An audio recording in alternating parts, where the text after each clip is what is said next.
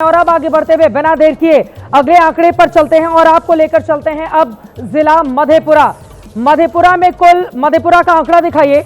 मधेपुरा में कुल आती हैं 4 सीटें और मधेपुरा का यह हिस्सा बता रहा है 4 सीटों में से 2 पर एनडीए, 1 पर महागठबंधन और एक ऐसी सीट है जो किसी के भी खाते में जा सकती है, यानी कि कड़ी टक्कर मधेपुरा की एक सीट पर दिखाई दे रही है। वो महागठबंधन के साथ भी जुड़ सकती है, वो भारतीय जनता पार्टी गठबंधन के साथ भी जुड़ सकती है। मधेपुरा की 4 में से 2 एनडीए, 1 पर महागठबंधन, 1 पर कड़ी टक्कर दिखाई जा रही है। और अब आगे बढ़ते हुए सबसे ज्यादा चर्चित जिले सिवान की बात करेंगे। सिवान, आप देखिए, मोहम्मद शहाबुद्दीन का एक वक्त पर गढ़ रहा था।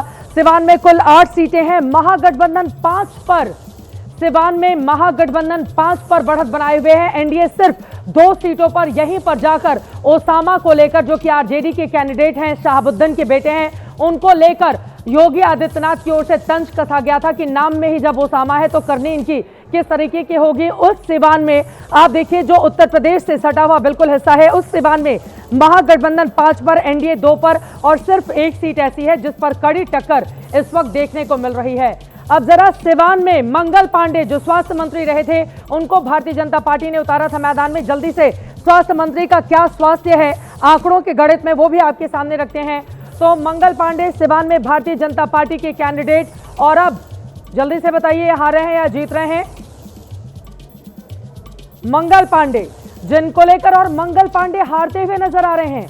मंगल पांडे स्वास्थ्य मंत्री रहे, वो हारते हुए नजर आ रहे हैं। सिवान में मंगल पांडे को चुनावी मैदान में, अपने तमाम दिग्गजों को चुनावी मैदान में भारतीय जनता पार्टी की ओर से उतारा गया और मंगल पांडे सिवान से भारतीय जनता पार्टी के बड़े चेहरे हैं, वो हारते हुए नजर आ रहे हैं। मंगल पांडे के ऊपर प्रशांत किशोर ने भी तमाम तरह के तंज कसे थे, उनके ऊपर भ्रष्टाचार के आरोप लगाए थे। फिलहाल अब आगे बढ़ते हुए आपको दिखा देते हैं, रघुनाथपुर सीट से ओसामा चुनावी मैदान में थे और ये जीतते हुए नजर आ रहे हैं। मोहम्मद शहाबुद्दीन के बेटे ओसामा, जिनको लेकर भारतीय जनता पार्टी का एक अलग तरह का कैंपेन चला था, शहाबुद्दीन का नाम बार बार लेते हुए। फिलहाल ओसामा रघुनाथपुर से आरजेडी के जो कैंडिडेट हैं, वो इस वक्त जीतते हुए नजर आ रहे हैं। तो रघुनाथपुर से ओसामा आरजेडी के आगे चल रहे हैं, बाहुबली शहाबुद्दीन के बेटे हैं, वो आगे चल रहे हैं। लेकिन दूसरी तरफ सिवान जिले से, सिवान जो विधानसभा सीट है, मंगल पांडे वहां से फिलहाल पीछे चल रहे हैं। अब बिना देर किए अगले जिले की ओर लेकर चलते हैं आपको, और अब बात कर लेते हैं मधेपुरा और सिवान के बाद आपके सामने रखते हैं रोहतास की सीट। रोहतास में देखिए, रोहतास के पत्रकार बता रहे हैं, रोहतास में कुल 7 सीटें आती हैं, एनडीए 1 पर, महागठबंधन 3 पर, जबकि 3 पर रोहतास में कड़ी टक्कर इस वक्त देखने को मिल रही है। कुल 7 सीटें हैं जिनमें 1 पर सिर्फ एनडीए, महागठबंधन रोहतास में भी सिवान की तरह ही अपना दबदबा कायम रखता हुआ दिखाई दे रहा है, जबकि एनडीए 1 पर, 3 पर कड़ी टक्कर है, 3 पर कड़ी टक्कर है रोहतास की इन कुल 7 सीटों पर। और अब जल्दी आपको 2 वीआईपी कैंडिडेट के बारे में जानकारी रखते हैं आपके सामने। सासाराम से स्नेहलता कुशवाहा आरएलएम की उम्मीदवार हैं, वो क्या आगे चल रही हैं या वो पीछे चल रही है। स्नेहलता कुशवाहा, आपको बताते चले, उपेंद्र कुशवाहा की पत्नी हैं, वो हारती हुई दिखाई दे रही हैं सासाराम से। सासाराम से कौन बनेगा मुख्यमंत्री का कार्यक्रम भी हमने किया था, वहां पर बीएसपी के उम्मीदवार ने बहुत हंगामा करने की कोशिश की थी हमारे कार्यक्रम में, क्योंकि ये कहते हुए कि हम बड़े दमदार कैंडिडेट हैं। फिलहाल स्नेहलता कुशवाहा सासाराम से उपेंद्र कुशवाहा की पत्नी हैं, वो फिलहाल हारती हुई नजर आ रही है। इनके ऊपर बाहरी होने के आरोप स्थानीय नेताओं की ओर से लगाए गए थे कि बाहर से लाकर कैंडिडेट यहां पर क्यों दे दिया गया है। और अब आपको लेकर चलते हैं करघर। रितेश पांडे जनसुराज के हैं और करहर से हारते हुए नजर आ रहे हैं रितेश पांडे। आपको बताते चले, करघर जो कि गृह क्षेत्र है इनके मुखिया, जनसुराज के मुखिया प्रशांत किशोर का, वहां से रितेश पांडे जो सिंगर भी हैं, एक्टर भी हैं, वो चुनावी मैदान में थे। लेकिन ये सीट जनसुराज जो वीवीआईपी सीट एक तरह से रितेश पांडे के आने के बाद बन गया था, लेकिन यहां से रितेश पांडे हारते हुए नजर आ रहे हैं। जनसुराज के भोजपुरी फिल्मों के एक्टर हैं, गायक हैं। पत्रकार पोल में इस सीट पर बीएसपी जीत सकती है। करघर सीट कहा जा रहा है, पत्रकारों ने जो वहां से पोल करके हमें भेजा है, इस सीट पर बीएसपी यानी कि मायावती की पार्टी को जीत मिल सकती है। और अब आपको लेकर चलते हैं जल्दी से पत्रकारों के एग्जिट पोल में औरंगाबाद भी अपने आप में बेहद महत्वपूर्ण सीट है, क्योंकि कुल 6 यहां पर विधानसभा की सीटें हैं, वो आंकड़े भी आपके सामने रखते हैं। औरंगाबाद में कुल 6 सीटें हैं। यहां पर देख लेते हैं कि किसमें कितनी बड़ी टक्कर और कौन यहां पर आराम से जीता हुआ नजर आ रहा है। अपनी इस बड़ी सी स्क्रीन पर औरंगाबाद के आंकड़े आपके सामने रखेंगे और औरंगाबाद में आप देख रहे हैं 6 में से 2 पर एनडीए। महागठबंधन 3 सीटों को जीता हुआ नजर आ रहा है। कड़ी टक्कर एक, यानी कि औरंगाबाद में भी महागठबंधन का दबदबा इस वक्त देखने को मिल रहा है। औरंगाबाद अपने आप में काफी महत्वपूर्ण, यहां पर भी बड़े बड़े दिग्गजों ने जाकर कैंपेन किया था और यहां से भी आप देख पा रहे हैं औरंगाबाद में किस तरह से दबदबा कायम रखा हुआ है। और अब आपके सामने रखते हैं वीवीआईपी, वो चेहरे जिन्होंने पूरी ताकत झोंकी थी।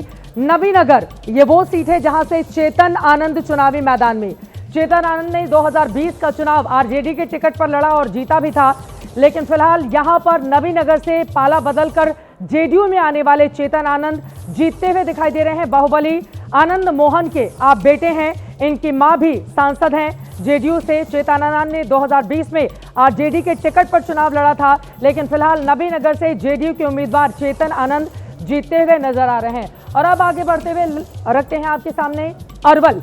हालांकि अरवल छोटा जिला है, कुल 2 ही सीटें यहां पर आती हैं, लेकिन अरवल में क्या स्थिति है अरवल में देखिए। अरवल में अभी 0 पर एनडीए है, 1 पर महागठबंधन और 1 पर कड़ी टक्कर दिखाई जा रही है अरवल की इन 2 सीटों पर। तो पत्रकारों का ये जो एग्जिट पोल है, ये कल के एग्जिट पोल के हिसाब से अभी तक उलट दिखा रहा है। अब तक तकरीबन 10 जिलों के आंकड़े हमने सामने रखे हैं और 10 जिलों में आपने देखा कि ज्यादातर जगहों पर, और ये जहानाबाद में 3 सीटें हैं, 1 पर एनडीए, 1 पर महागठबंधन, 1 पर कड़ी टक्कर दिखाई दे रही है, यानी कि यहां पर मुकाबला बराबरी पर है। तो अब 10-11 हमने तकरीबन आंकड़े आपके सामने रखे। नवादा कुल 5 सीटें हैं, एनडीए 1 पर, महागठबंधन 4 पर। नवादा में महागठबंधन 4 पर, एनडीए 1 पर, कुल 5 सीटें हैं नवादा में। अपने आप में अब तक का जो एग्जिट पोल आया है पत्रकारों का, वो तो कल के एग्जिट पोल के हिसाब से अभी तक जो आंकड़े हमने रखे हैं आपके सामने, अभी तक ये बता रहा है कि महागठबंधन का कैसे दबदबा है। ये लोकल पत्रकारों का एग्जिट पोल है जो इस वक्त हम आपके सामने रख रहे हैं। अब जल्दी से वो वीवीआईपी चेहरे भी इन तमाम इलाकों के आपके सामने रख लेते हैं और सबसे पहले बात कर लेते हैं अरुणा देवी की। अरुणा देवी वारिसलीगंज से अरुणा देवी उम्मीदवार हैं, लेकिन भारतीय जनता पार्टी की ये उम्मीदवार पीछे चल रही हैं, यानी कि ये चुनाव हार सकती हैं। ये चुनाव हार सकती हैं, वारिसलीगंज से चुनाव हार सकती हैं। बाहुबली अखिलेश सिंह की पत्नी इनके खिलाफ, दूसरे बाहुबली अशोक महतो की पत्नी आरजेडी से वहां पर चुनावी मैदान में है। तो यहां पर भारतीय जनता पार्टी की अरुणा देवी चुनावी हार सकती हैं। ये बड़ी जानकारी, बड़ी खबर निकलकर सामने आई है। तो कुल मिलाकर अब तक तकरीबन 11 जिलों के आंकड़े आपके सामने रखे हैं और इन 11 जिलों में आप जल्दी से अक्षत गोयल आपकी टिप्पणी लेते हुए, अभी तक के ये एग्जिट पोल तो बता रहे हैं दबदबा देखने को मिल रहा है महागठबंधन का, या तो वो टक्कर दे रही है और या तो वो एनडीए के मुकाबले कहीं ज्यादा आगे नजर आ रही है। इसमें हम लोग को ऐसे भी देखना चाहिए, आपने जो भी मैक्सिमम अभी डिस्ट्रिक्ट दिखाए हैं, जहानाबाद हो गया, औरंगाबाद हो गया, भोजपुर का हो गया, इन सारे के सारे क्षेत्रों में 2020 चुनाव में और 24 चुनाव में एनडीए हार के आई थी। औरंगाबाद ज़िले के अंदर 6 सीटों में 2020 में एनडीए की 0 सीटें आई थी। तो मैं इसको ऐसे देख रहा हूँ कि पत्रकार भी ये चीज़ देख रहे हैं कि पिछली बार से एक एनडीए यहाँ पर अपग्रेड करने वाली अपना सीट काउंट। भोजपुर में आपने कहा कि एनडीए 2 या 3 सीटों में आएगी, आगे आएगी।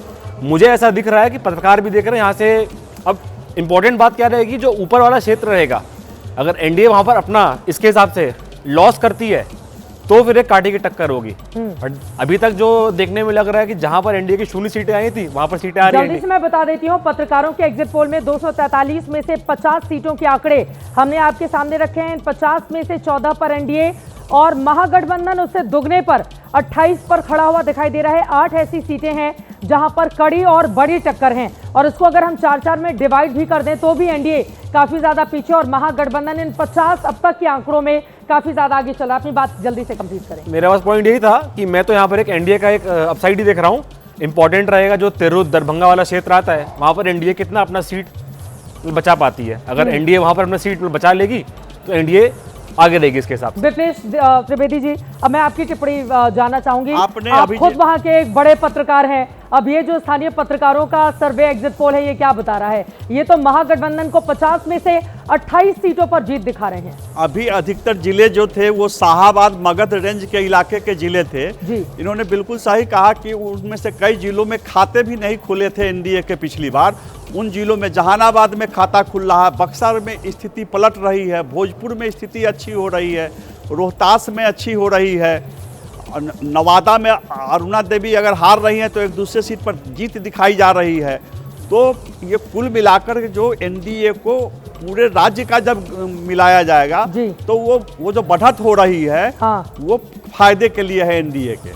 आपको ये लग रहा है कि अभी आगे जब बढ़ेगा आंकड़ा तो ये परिवर्तित हो जाएगा, आप ये कहना चाह रहे हैं? क्या है इसके पीछे की बड़ी वजह? वहां पर अमित शाह फोकस किए थे शाहाबाद मगध रेंज पर। उन्होंने चिराग पासवान को भी लगाया था और उनका था कि जहां जहां मेरे खाते नहीं खुले वहां कुछ तो आए, तो उसमें वो सफल होते हुए दिख रहे हैं।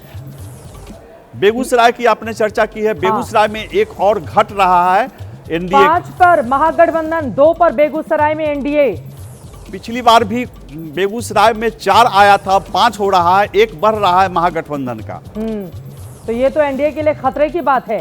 वहां पर बड़ा दबदबा चला था चिराग पासवान का, क्योंकि मैंने वहां पर कौन बनेगा मुख्यमंत्री का शो किया था और मैंने देखा था कि चिराग के कार्यकर्ता तो बड़े उत्साहित हो गए थे, लेकिन दूसरी तरफ भारतीय जनता पार्टी के कार्यकर्ताओं में वहां पर मायूसी देखने को मिल रही थी कि ये हमारी सीट थी, उसको चिराग को क्यों दे दिया गया। तो क्या ये उसका नुकसान उठाना पड़ा है वहां पर एनडीए को? एंटी इनकम्बेंसी भी एक फैक्टर है। बीजेपी को अपने प्रत्याशी बदलने का मौका नहीं मिला। बीजेपी को अपने 74 प्रत्याशियों में से अधिकांश को रिपीट करना पड़ा है, जबकि जेडीयू को 57 नए प्रत्याशी चुनने का मौका मिल गया। तो इसका कहीं कहीं बीजेपी ने प्रत्याशी भी बदले तो उसमें भी कुछ चूक हो गई है। तो एक प्रभाव इसका भी हो सकता है। पहले ही कहा जा रहा था कि विजय सिन्हा जी को बाहर से नहीं अंदर से खतरा है, अंदर से खतरा है, तो दिखाया जा रहा है। इस समय रिफ्लेक्ट कर रहा है, ये बड़ी बात आपकी ओर से कही जा रही है। मैं फौरन लौटूंगी। आपको बताते चले 243 में से 50 पत्रकारों का एग्जिट पोल हमने आपके 50 अलग अलग सीटों का एग्जिट पोल आपके सामने रखा है और उसमें महागठबंधन आगे चल रहा है, एनडीए काफी ज्यादा पीछे चल रहा है। कई सीटों पर कड़ी और बड़ी टक्कर भी देखने को मिल रही है।